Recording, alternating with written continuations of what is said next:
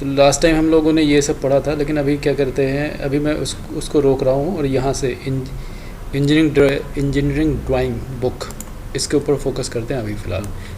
तो पेज 17 पे हमें जो हम शुरुआत कहाँ से करते हैं ड्राइंग में, पेपर का size, title block, drawing sheet layout, ये सब क्या होता है। तो let's go to page number 17। ये शायद तुम लोगों ने अपने इंजीनियरिंग ड्राइंग में पढ़ा होगा। वैसे तो हर चीज़ का स्टैंडर्ड होता है, लाइक ड्राइंग में जो तुम टेक्स्ट लिखोगे उसका क्या साइज़ होना चाहिए, उनकी स्पेसिंग क्या होनी चाहिए, बट अभी हम प्रैक्टिकली इतना ज़्यादा फॉलो करते नहीं हैं। तो let's come to drawing sheet. सबसे पहले ड्राइंग शीट के बारे में पता ही होगा, डिफरेंट टाइप की होती है। A1 A0 से लेके A4 ये ज़्यादातर यूज़ होती तो B और B1 B2 B3 इस टाइप की भी होती हैं, बट मैंने कभी यूज़ नहीं किया इसलिए मुझे आइडिया नहीं है। ये हमारी मेजर शीट्स हैं जो यूज़ होती हैं। पहले टाइम में क्या होता था कि कस्टमर को जब फिज़िकल कॉपी सबमिट करनी पड़ती थी, इवन A0 भी सबमिट करना पड़ता था, तो कंपनी में प्लॉटर होते थे। और अगर इस कॉन्फ़िगरेशन को तुम देखो, यहाँ पे दिखा रखा है इन्होंने, पिक्टोरियल में प्रेजेंट किया है कि जब A3 को A0 से चालू करते हैं, A0 को 20 से अगर मोड़ दोगे तो A1 बन जाएगा। ये पता है? A1 साइज तो नहीं याद है, लेकिन हाँ ये पता है। नहीं, ये जो साइड में पिक्टोरियल व्यू है, इसको देख के तुम अंदाज़ा लगा सकते हो। A0 को जस्ट 20 से मोड़ोगे, यहाँ लग रहा है, तो जब यहाँ से मोड़ दोगे तो ये A1 बन जाएगा। A1 को 20 से मोड़ोगे उधर को तो A2 बन जाएगा। A2 का जो लेंथ वाली का हाफ करते हैं तो अगली शीट बनती है। इसको अगर A2 को हाफ मोड़ दोगे तो A3 बन जाएगा, A3 को हाफ मोड़ दोगे A4 बन जाएगा। तो ये शीट्स का कॉन्फ़िगरेशन है। Now coming to title block. अच्छा, इसका जब मैं शेयर करूँगा इसमें बेसिक चीज़ें एक बार पढ़ लेना, क्योंकि एक डिज़ाइनर के लिए ये ज़रूरी है कि उसको नॉमेक्लेचर, किस चीज़ को क्या कहते हैं, स्टैंडर्ड नेम। कुछ लोग उसको कहेंगे वो किनारे वाला जो बॉक्स है ना उसमें लिखा हुआ है, that will not work. Title block क्या होता है, क्योंकि जब कभी इंटरव्यूज़ में जाते हैं तो जो तुम्हारा मैनेजर या जो भी इंटरव्यू लेने वाला है वो टेक्निकल टर्म्स का यूज़ करेगा और वो एक्सपेक्ट भी करता है कि आप टेक्निकल टर्म्स का यूज़ करो। मैंने बहुत सारी कंपनीज में लोगों को देखा है, अगर कोई छोटा मेटालिक ब्लॉक होगा राउंड सा, और ये मैंने रियल वर्ल्ड में देखा है बहुत सीनियर लेवल के लोगों को, कि वो एक गुल्लू पड़ा हुआ उठा लेना, बहुत सारे लोग होते हैं, but that is not good practice. किसी अच्छी कंपनी में जाओगे तो क्या होगा, आदतें ख़राब होंगी और कुछ नहीं है। तो ये टाइटल ब्लॉक जो साइड में जिसमें हम स्पेसिफिकेशन देते हैं, ड्राइंग की इन्फॉर्मेशन देते हैं, that is known as title block, तुम्हें पता होगा। इसके बाद इसमें हम और भी बहुत सारी इन्फॉर्मेशन देते हैं कि ड्राइंग का स्केल क्या है, ड्राइंग का नाम क्या है, मटेरियल ग्रेड क्या है, इसमें जो कंटेंट है उसको हम अपने हिसाब से थोड़ा बहुत अप एंड डाउन कर सकते हैं, बट ये जो प्रोजेक्शन है ये देना बहुत बहुत ज़्यादा इम्पोर्टेंट है। अगर कौन सा प्रोजेक्शन है, फर्स्ट एंगल है, थर्ड एंगल हमने नहीं दिया तो रीड करने वाले के ऊपर, रीड करने वाला उसे दूसरे तरीके से रीड करेगा, या फिर थर्ड एंगल ड्राइंग को हमने फर्स्ट एंगल प्रोजेक्शन दिखा दिया तो उसके मतलब बदल जाएंगे। जैसे कई बार इंटरव्यू में पूछते हैं कि ये third angle projection first angle projection में डिफरेंस क्या है, तुम्हें पता है? सब पता तो है लेकिन एग्जैक्टली नहीं पता, बहुत कंफ्यूजिंग होता है ये एग्जैक्टली एक्सप्लेन करना। नहीं, ये सिंबल भी क्या है, ये अगर तुम सिंबल को समझ गए तो थर्ड एंगल और फर्स्ट एंगल को समझ गए। ये किसका सिंबल है बता सकते हो, फर्स्ट एंगल है थर्ड एंगल?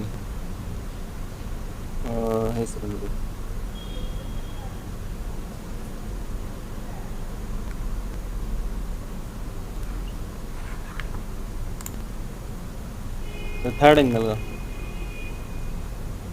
बहुत सही, बहुत सही। ऐसे कैसे थर्ड एंगल का है?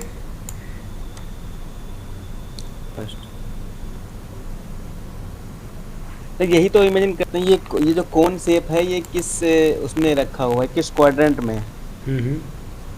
तो ये थर्ड एंगल ऐसा बनेगा। नहीं,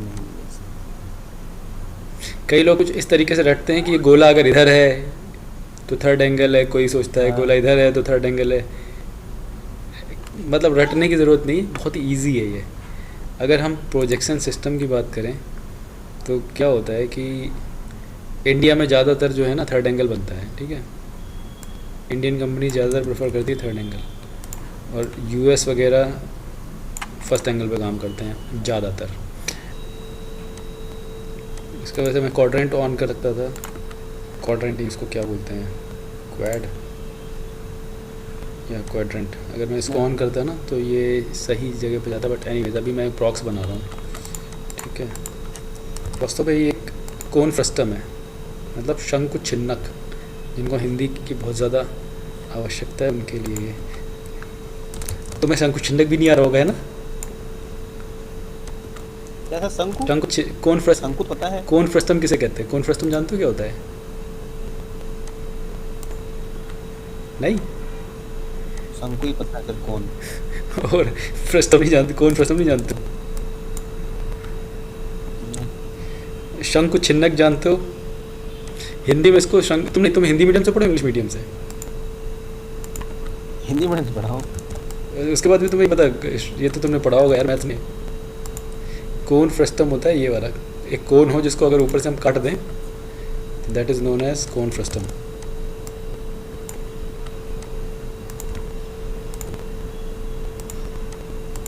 अगर मैं इस व्यू को देखूँ तो ये समझ में आता है क्या चीज़ है। अगर मैं कहूँ कि पार्ट है, ये ऑब्जेक्ट है, उसका व्यू है, मतलब उसका टॉप व्यू और फ्रंट व्यू है, तो ये क्या ऑब्जेक्ट है? तो समझ पा रहे हो क्या है ये? हाँ ये समझ में आ रहा सर।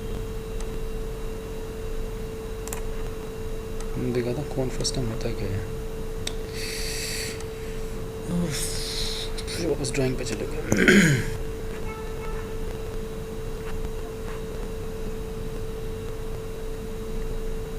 कई सारे सॉफ्टवेयर एक साथ खुल गए ना, इस वजह से स्लो हो गया कंप्यूटर, रिएक्शन टाइम बहुत डाउन हो गया।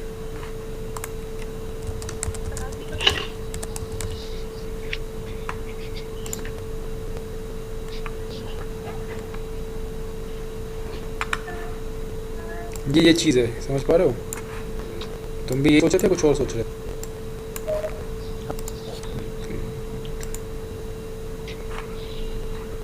ये तो मुझे समझ में आ रहा है सर। ओके, तो वास्तव थर्ड एंगल पोजीशन का सिंबल बोलते हैं उसको, वो नहीं पता था। अच्छा ओके ठीक है। तो ये जो तुम्हारा थर्ड एंगल सिंबल है वो ये है,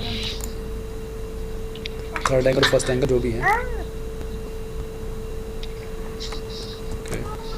यही तो थर्ड एंगल प्रोजेक्शन के सिंबल में देखते। इसका मतलब यही तो हुआ ना जो फ्रंट फेस से दिख रहा है।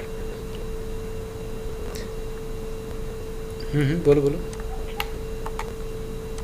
ये जो सिंबल है ना, मतलब साइड व्यू और फ्रंट व्यू, ये वास्तव में क्या है, तुम ऊपर से इधर से देख रहे हो। ये तो फ्रंट व्यू हो गया। ये जो है ये है तुम्हारा, इसको एक काम करते हैं, रोटेट करते हैं तब ज़्यादा समझ में आएगा। साइड व्यू, चलो ठीक है, इसको हम साइड व्यू कह सकते हैं। ठीक है, ये भी कह सकते हो। हम देख रहे हैं राइट इस जगह से इधर को, तो ये गोला बन गया, ठीक है, और इधर से ही है तो ये इसका प्रोजेक्शन ही आ गया। तो ये कह सकते हो ये इसका साइड व्यू है और ये उसी का फ्रंट व्यू है। अच्छा, अभी क्या होता है कि जब हम थर्ड एंगल में होते हैं तो हम बीच में होते, व्यूअर जो होता है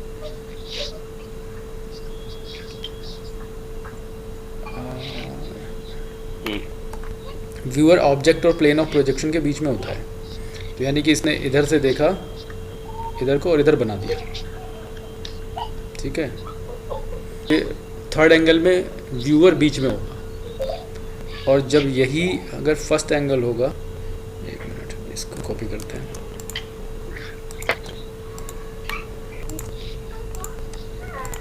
so this is first angle projection. ये होता है व्यूअर एक तरफ होता है। इसका मतलब ये कह सकते हो कि जो ऑब्जेक्ट है व्यूअर, अगर मैं यहाँ पे कहूँ एक साइड में हो गया, ऑब्जेक्ट बीच में हो गया और प्लेन ऑफ प्रोजेक्शन यहाँ पे हो गया। तो ये आदमी यहाँ से देख रहा है, इसने देखा तो ये इसको ये भी दिखाई पड़ रहा है, ये भी दिखाई पड़ रहा है। अच्छा, अगर मान लो मैं ये कैसे बता रहा हूँ कि ऐसा ही है, अगर इस सिचुएशन में हम बात करें, इसको समझो कि अगर व्यूअर सपोज ये वाला सिंबल है, ठीक है, और व्यूअर यहाँ खड़ा है, कंडीशन में तुम ये देखो, अगर ये ऑब्जेक्ट ऐसा ही होता है, छोटा वाला सर्कल से हिडन लाइन बनता। यस, छोटा वाला सर्किल फिर हिडन लाइन बनता है। तो इस तरीके से हम ये कहते हैं जो प्रोजेक्शन का सिंबल है इस तरीके से डिफाइन हो रहा है। तो थर्ड एंगल में क्या होता है, व्यूअर, प्लेन ऑफ प्रोजेक्शन और ऑब्जेक्ट के बीच में होता है। और फर्स्ट एंगल में ऑब्जेक्ट, व्यूअर और प्लेन ऑफ प्रोजेक्शन के बीच में होता है। ठीक है।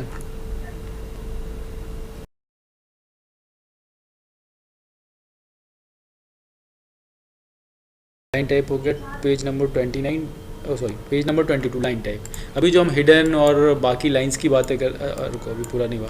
Drawing sheet, yes, drawing sheet में जैसे कि बहुत सारी इन्फॉर्मेशंस होती हैं, जैसे कि ये जो तुम्हारी है बॉर्डर बना हुआ है, इसमें ABCD ग्रिड्स हैं, 1 2 3 4 ग्रिड है। इनका यूज़ मैंने तुम्हें बंसराज बताया था एक बार कि जब हम रिवीजन देते हैं या पर्टिकुलर में किसी ये तो छोटी ड्राइंग, मान लो A4 ड्राइंग है, छोटी ड्राइंग है। कई बार A0 ड्राइंग होती है, बहुत बड़ी ड्राइंग होती है, इसमें न जाने कितनी इन्फॉर्मेशन होती है। A0 ड्राइंग लगभग होगी, A0 को हम कितना मान सकते हैं, अगर एग्जाम्पल के तौर पे लिया जाए तो अच्छी खासी बड़ी होती है, फ़िलहाल उसके ऊपर एक आदमी बैठ सकता है। तो एक मिनट, अगर मैं साइज़ देखूं तो शायद 1 मीटर से थोड़ी कम, यस, अगर A0 की बात करो, देखो तुम, ये 1 मीटर होता है, 1 मीटर लंबी और 1 मीटर से कुछ छोटी ड्राइंग है। तो बहुत बड़ी ड्राइंग हुई एक तरीके से, और इसमें तुम बहुत सारी इन्फॉर्मेशन डाल सकते हो। तो अब उसके बाद अगर आपको आप किसी मीटिंग में हो या किसी को इन्फॉर्मेशन देनी है कि भाई मैं पर्टिकुलर इस व्यू के बारे में बात कर रहा हूँ, तो ढूंढने में बहुत टाइम लगेगा। तो आमतौर पे ग्रिडिंग सिस्टम का यूज़ करते हैं, जैसे कि वो जो ऑब्जेक्ट है वो कहीं यहाँ बना हुआ है, तो मैं उसको बोल दूंगा A4 ग्रिड देखो। तो इससे वो आराम से, आसानी से वो उस एंटिटी को, उस ज्योमेट्री को या जिसके ऊपर हम बात कर रहे हैं उसके बारे में ढूंढ सकता है वो।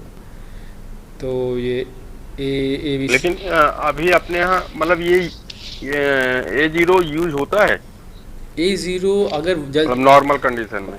अगर A0, हाँ, हमने बड़ा कौन सा पार्ट बनाया है, किसी बड़े पार्ट में हमने डेफिनेटली यूज़ किया होगा। A0 जब 1:1 में ड्राइंग बना रहा हूँ और बहुत सारे व्यूज़ हैं, उनकी सबकी इन्फॉर्मेशन देनी है, तो A0 हम यूज़ करते हैं। हम तो वैसे भी सॉफ्ट कॉपी बना रहे हैं तो कुछ भी बना लो, लेकिन हमारे पास हम ये कोशिश करते हैं कि 1:1 रहे। इसके बेनिफिट क्या होते हैं, कई बार वो रिवर्स इंजीनियरिंग के टाइम पे या डेवलपमेंट के टाइम पे हमें इसका फ़ायदा मिलता है। मेरे को एक व्यू मैंने एक लिया, उसका 1:1 प्रिंट मारा, मेरे पास फिजिकल सैंपल आया, उसके ऊपर उठा के मैंने रख के देख लिया, तो एक तरीके से टेम्पलेट की तरह भी काम कर जाता है। डेवलपमेंट में अक्सर इन चीज़ों का यूज़ करते हैं हम। ठीक है, ये अच्छा, एक दिन उसने भी यूज किया था, नितिन ने भी शायद यूज किया था पार्ट को देखने के लिए। हाँ, वो जस्ट प्रिंट लिया था, प्रिंट लेकर उसी के ऊपर जस्ट पार्ट रख दिया था।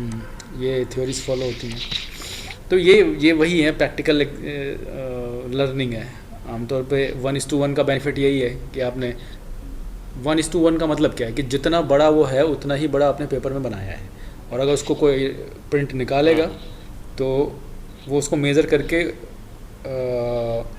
मान लो कोई डायमेंशंस दी है, ऐसी हैं जो मिसिंग है, पूरी ड्राइंग बनी है 1:1 है, कोई डायमेंशन मिसिंग है, उसको स्केल को रखो and you can get that value, पता चल जाएगा कि ये वास्तव में इतना है, भले वो ड्राइंग में दी हो या ना दी हो। उसका ये बेनिफिट है। ओके, अच्छा, इसके बाद ये जो आगे फोल्डिंग ऑफ ड्राइंग शीट, ये आई थिंक ये इंडियन है, ISO इंटरनेशनल है,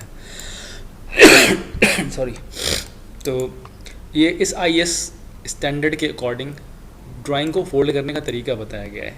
जब हम हार्ड कॉपी सबमिट किया करते थे तो उस टाइम ये इन्होंने पैटर्न बताया कि ये एक कॉर्नर इतना फोल्ड होगा और बाकी इस तरीके से फ्रिंजेस बनेंगी। बट अब इसकी ज़रूरत नहीं है क्योंकि हम कोई भी कस्टमर हार्ड कॉपी सबमिट नहीं करवाता है। ओके, लाइंस, अब आते हैं हम ये पढ़ने वाली चीज़ है, तुम लोग पढ़ लेना क्योंकि एक बार पढ़ना ज़रूरी है, बाकी तो जो मेन चीज़ें हैं वो तो मैं बता ही दूँगा। अगर मैं ड्राइंग्स की बात करूँ, सॉरी लाइंस की बात करूँ, तो जो इस सॉलिड लाइन, कंटिन्यूअस लाइन जो यूज़ होती है वो इन चीज़ों में होती है, डायमेंशन बनाने के लिए, लेडर लाइन का, इसमें ये टेक्स्ट लिखते हैं ना हम लोग सर। हाँ, जो इसमें बना हुआ है लैडर, ये है इस टाइप की चीज़, हम्म, इसको लैडर बोलते हैं। कहाँ गया, गायब ही हो गया। इस टाइप से जो आइटम है ये लैडर है, ये जो डंडी सी बनी हुई है ये। Okay, now going back. Short centre, projection line, hatches, construction, ये मुझे लग रहा है खुद से पढ़ोगे तो ज़्यादा अच्छा रहेगा, बट मेजर मैं बता देता हूँ। जो डैश लाइन है वो हिडन लाइंस को शो करने के लिए होती है। इसके अलावा जो बड़ी लाइन, फिर छोटी लाइन, फिर बड़ी लाइन, फिर छोटी लाइन, कई बार बड़ी लाइन डॉट ऐसे करके करते हैं स्ट्रेट, तो वो centre line, cutting plane, axis line के लिए यूज़ होती है। मोटी डैश लाइन जो इसी टाइप की, जो एक्सिस की तरह होती है लेकिन थोड़ी मोटी होती है, वो कटिंग प्लेन के लिए, जो हम सेक्शन बनाते हैं उसके लिए यूज़ होती है। ये 3 मेजर लाइंस हैं, बाकी सारी चीज़ें तो चलती रहती हैं, बट इन 3 को एक लाइन, 2 लाइन टाइप, तीसरी लाइन का टाइप और चौथी लाइन का टाइप, ये ज़्यादातर ड्राइंग्स में देखने को मिलता है। ठीक है, आज का यहीं पे एंड करते हैं। ये जो हमने किया है डिस्कशन, इसको मैं अपलोड कर दूंगा।